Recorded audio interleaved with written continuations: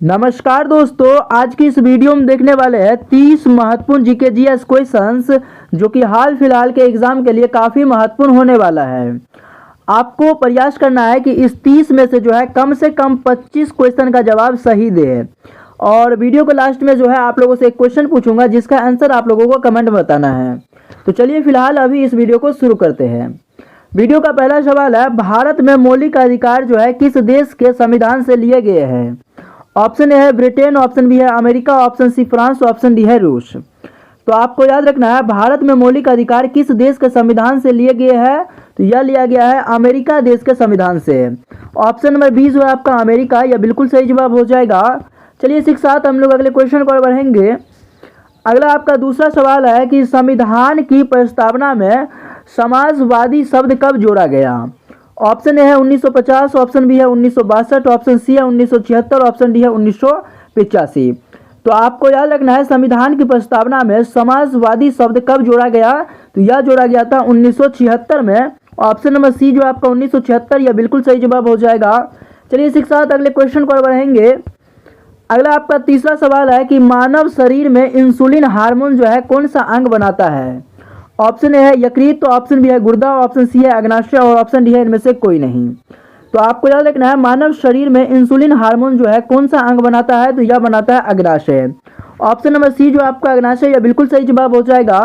चलिए अगले क्वेश्चन को बढ़ेंगे। 4 नंबर आपका सवाल है कि योजना आयोग का गठन जो है किस वर्ष हुआ था? ऑप्शन ए है 1947, ऑप्शन बी 1950, ऑप्शन सी है 1951, ऑप्शन डी है 1952। तो आपको याद रखना है योजना आयोग का गठन जो है किस वर्ष हुआ था? तो यह हुआ था 1950 में। ऑप्शन नंबर बी जो आपका 1950, यह बिल्कुल सही जवाब हो जाएगा। चलिए इसी के साथ अगले क्वेश्चन को बढ़ेंगे। अगला आपका 5 नंबर सवाल है कि लोकसभा का अधिकतम कार्यकाल जो है कितने वर्ष का होता है? ऑप्शन ए है 4 वर्ष, ऑप्शन बी 5 वर्ष, ऑप्शन सी है 6 वर्ष, ऑप्शन डी है 7 वर्ष। तो आपको याद रखना है लोकसभा का अधिकतम कार्यकाल जो है कितना होता है, यानी कि कितने वर्ष का होता है? तो यह होता है 5 वर्ष का। ऑप्शन नंबर 20 जो आपका 5 वर्ष, यह बिल्कुल सही जवाब हो जाएगा। चलिए इसी के साथ हम लोग अगले क्वेश्चन को बढ़ेंगे। 6 नंबर आपका सवाल है कि किस विटामिन की कमी से जो है रतौंधी होता है? ऑप्शन ए है विटामिन ए, ऑप्शन बी है विटामिन बी, ऑप्शन सी है विटामिन सी, ऑप्शन डी है विटामिन डी। तो आपको याद रखना है किस विटामिन की कमी से रतौंधी होता है? तो यह होता है विटामिन ए के कमी से। ऑप्शन नंबर ए जो आपका विटामिन ए, यह बिल्कुल सही जवाब हो जाएगा। चलिए इसी के साथ हम लोग अगले क्वेश्चन को बढ़ेंगे। 7 नंबर आपका सवाल है कि भारत का राष्ट्रीय प्रतीक किससे लिया गया है? ताजमहल से, अशोक स्तंभ से, कुतुब मीनार से या फिर सारनाथ संग्रहालय से? तो आपको याद रखना है भारत का राष्ट्रीय प्रतीक किससे लिया गया है? तो यह लिया गया है अशोक स्तंभ से। ऑप्शन नंबर 20 जो आपका अशोक स्तंभ, यह बिल्कुल सही जवाब हो जाएगा। चलिए इसी के साथ हम लोग अगले क्वेश्चन को बढ़ेंगे। 8 नंबर आपका सवाल है कि पृथ्वी अपने अक्ष पर कितने समय में घूमती है? 12 घंटा में, 18 घंटा में, 24 घंटा में या फिर 30 घंटा में? तो आपको याद रखना है पृथ्वी अपने अक्ष पर कितने समय में घूमता है? तो यह घूमता है 24 घंटा में। ऑप्शन नंबर सी जो आपका 24 घंटा, यह बिल्कुल सही जवाब हो जाएगा। चलिए अगले क्वेश्चन को बढ़ेंगे। 9 नंबर आपका सवाल है कि भारत में सबसे अधिक बॉक्साइट जो है किस राज्य में है? भारत में सबसे अधिक बॉक्साइट किस राज्य में है? झारखंड, ओडिशा, छत्तीसगढ़ या फिर महाराष्ट्र? तो आपको याद रखना है भारत में सबसे अधिक बॉक्साइट जो है यह ओडिशा राज्य में है। ऑप्शन नंबर बी जो आपका ओडिशा, यह बिल्कुल सही जवाब हो जाएगा। चलिए अगले क्वेश्चन को बढ़ेंगे। 10 नंबर आपका सवाल है कि गवर्नर की नियुक्ति कौन करता है? प्रधानमंत्री, संसद, राष्ट्रपति या फिर सुप्रीम कोर्ट? तो आपको याद रखना है गवर्नर का जो नियुक्ति है यह कौन करता है? तो यह करता है राष्ट्रपति। ऑप्शन नंबर सी जो आपका राष्ट्रपति, यह बिल्कुल सही जवाब हो जाएगा। चलिए अगले क्वेश्चन को बढ़ेंगे। 11 नंबर आपका सवाल है कि विश्व का सबसे बड़ा पठार कौन सा है? दक्कन का, तिब्बत का, ब्राजील या फिर मंगोलिया? तो आपको याद रखना है विश्व का सबसे बड़ा पठार कौन सा है? तो यह हो जाएगा तिब्बत का पठार। ऑप्शन नंबर बी जो आपका तिब्बत का पठार, यह बिल्कुल सही जवाब हो जाएगा। चलिए अगले क्वेश्चन को बढ़ेंगे। 12 नंबर आपका सवाल है कि भारतीय संविधान में कुल कितनी अनुसूचियां हैं? 10, 11, 12 या फिर 13? तो आपको याद रखना है भारतीय संविधान में कुल अनुसूचियों की बात किया जाए तो यह है 12 अनुसूचियां। ऑप्शन नंबर का सी आपका बिल्कुल सही जवाब हो जाएगा। चलिए अगले क्वेश्चन को बढ़ेंगे। सवाल 13 नंबर है कि सार्क का मुख्यालय कहाँ स्थित है? नई दिल्ली, ढाका या फिर काठमांडू, कोलंबो? तो आपको याद रखना है सार्क का मुख्यालय कहाँ स्थित है, तो यह है काठमांडू में। ऑप्शन नंबर सी जो आपका काठमांडू, यह बिल्कुल सही जवाब हो जाएगा। चलिए अगले क्वेश्चन को बढ़ेंगे।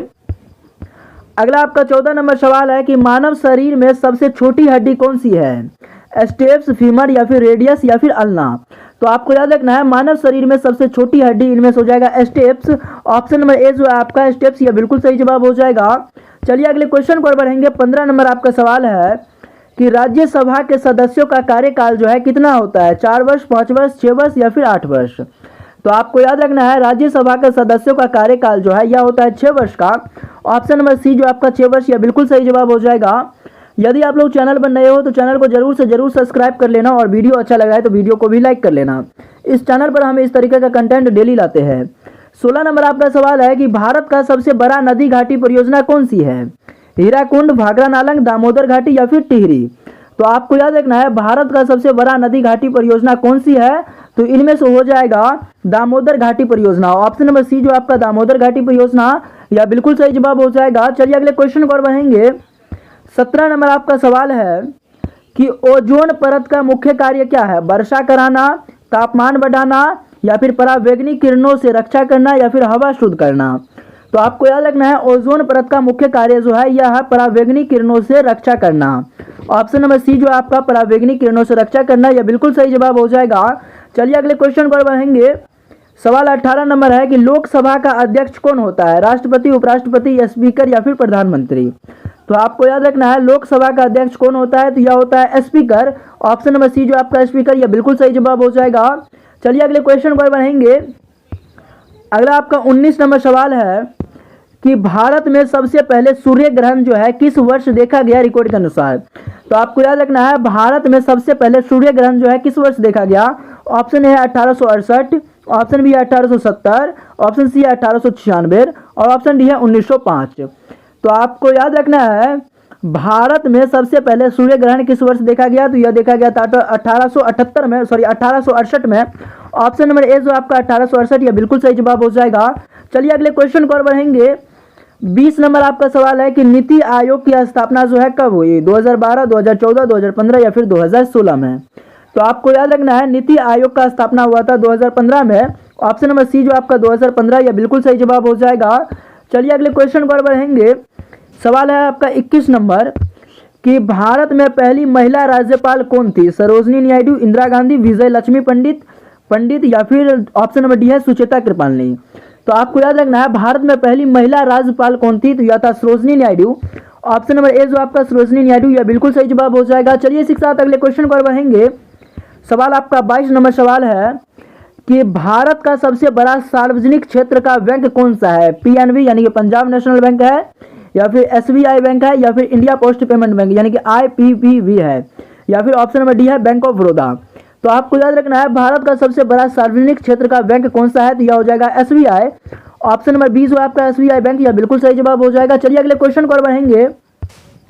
सवाल आपका 23 नंबर है कि नर्मदा नदी कहाँ गिरती है, बंगाल की खाड़ी, अरब सागर, हिंद महासागर या फिर कच्छ की खाड़ी। तो आपको याद रखना है नर्मदा नदी जो है कहाँ गिरता है, तो यह गिरता है अरब सागर में। ऑप्शन नंबर बी जो आपका अरब सागर, यह बिल्कुल सही जवाब हो जाएगा। चलिए इसी के साथ हम लोग अगले क्वेश्चन को बढ़ेंगे। 24 नंबर आपका सवाल है कि विश्व स्वास्थ्य संगठन की स्थापना जो है कब हुई, 1945, 1946, 1948 या फिर 1950। तो आपको याद रखना है विश्व स्वास्थ्य संगठन की स्थापना जो है कब हुआ, तो यह हुआ था 1948 में। ऑप्शन नंबर का सी आपका बिल्कुल सही जवाब हो जाएगा। चलिए इसी के साथ हम लोग अगले क्वेश्चन को बढ़ेंगे। 25 नंबर आपका सवाल है कि भारत का सबसे ऊंचा बांध कौन सा है। ऑप्शन है टिहरी बांध, ऑप्शन बी है भाखड़ा बांध, ऑप्शन सी है हीराकुंड और ऑप्शन डी है सरदार सरोवर। तो आपको याद रखना है भारत का सबसे ऊंचा बांध कौन सा है, तो यह हो जाएगा टिहरी बांध। ऑप्शन नंबर का ए आपका बिल्कुल सही जवाब हो जाएगा। चलिए इसी के साथ हम लोग अगले क्वेश्चन को बढ़ेंगे। अगला आपका 26 नंबर सवाल है कि अर्थशास्त्र ग्रंथ जो है किसने लिखा, वाल्मीकि ने, कालिदास ने, चाणक्य ने या फिर पतंजलि ने। तो आपको याद रखना है अर्थशास्त्र ग्रंथ जो है किसने लिखा, तो यह लिखा था चाणक्य ने। ऑप्शन नंबर का सी आपका बिल्कुल सही जवाब हो जाएगा।